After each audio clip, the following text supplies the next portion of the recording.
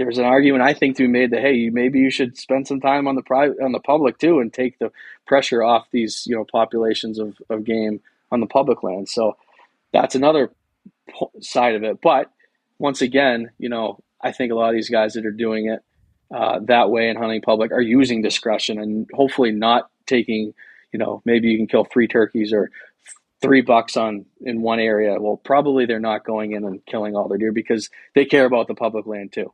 So there's multiple different, I guess, viewpoints and angles, and no one really understands everyone else's situation.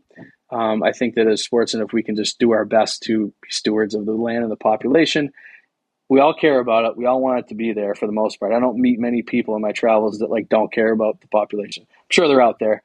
Those are mainly called poachers. I don't care about the laws either a lot of the time. But I think, there's state regulations, and then there's the regulations that we put on ourselves, and we should all be thinking about that for sure. What we're doing and how that, for us, me and you guys that are do media stuff, we should think about how that's perceived, but then also the guys that no one sees, think how you're affecting the land and the population, because it is important. And, these populations they're fragile for both deer and turkeys. We can see what CWD EHD, more importantly, can do to a deer population. And, a couple crappy hatches and some poor habitat can do to a turkey population. So it's something we should be keeping in mind. Yeah. There's always the, you have the regulations and you have the states that are doing their best to put in the laws and regulations to control those populations. But then it also comes down to us as the sportsmen to have our own gut checks and figure out what makes sense or what we think makes sense. And is that always right? Probably not. But the idea is having that in mind. And like you said, I think the majority of us out there that are hunting have a good thing in mind. If you're a half decent person, you kind of have that in mind. Yeah. And you want that for the future. I mean, if you want to even look at it from a selfish standpoint, you want to be able to continue to hunt and have these experiences for the future. So it really doesn't matter how you're looking at it, as long as you have the same end goal kind of in mind there. And that's just what I think. I think an important distinction to make, we've talked about, is the difference between a state regulation and then, self-regulation, because it is near impossible for the state to regulate localized populations of game. It's impossible. They don't have the budget. They don't have the personnel. They just can't. It's impossible.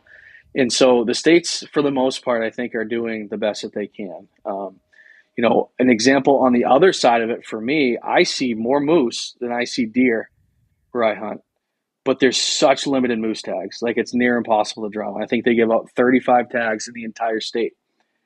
So there's 14,000 deer killed in New Hampshire every year and 35 moose, but I see more moose than deer where I hunt.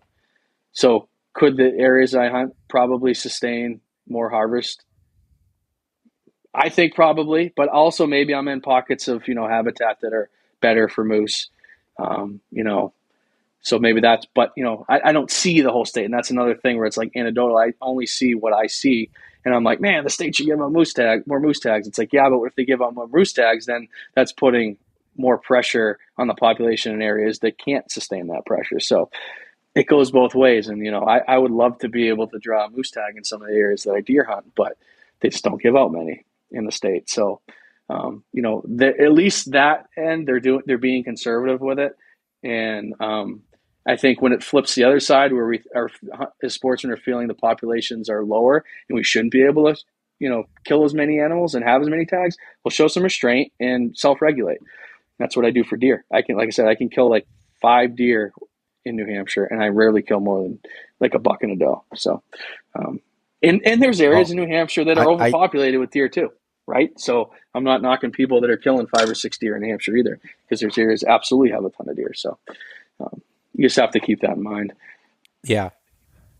Well, I don't typically get in arguments over it, but I will have conversations with people locally that will be like, oh, they're adding more doe tags, they're doing this, like this, there's not enough deer, but yet those people are still buying all those excess doe tags and going out and filling them. Well, we might as well if someone else is going to shoot. Yeah. It's like, that's not a real good attitude to have. Like, and again, the states can only do so much with the information that, they have a whole state to look at. And yes, there's people regionally, but you can even go 10 miles down the road and have a completely different deer population Right. or turkey population than you do here. So that, again, that comes back to the self-regulation standpoint. Yeah. And you got to have that in mind, and you can't be complaining about it if you're not helping the situation. Totally agree with that. That's the only way that we can really, in my opinion, make a difference, is by kind of checking ourselves and each person making their own decisions, based off of what they're seeing. And that's, and I think it's another thing that's important to do is, like, if you are getting new hunters are involved, or youth hunters, explain that to them and show them that, because I think myself as a youth hunter, that was less on my mind than trying to fill tags and kill stuff. So showing that restraint and showing that just because you can kill X amount of whatever and you have this many tags doesn't mean you should fill them all, or maybe doesn't mean you should fill them all in a small area, right? So we got to keep that in mind. I mean, there's areas of the country and different states that game populations are way too high.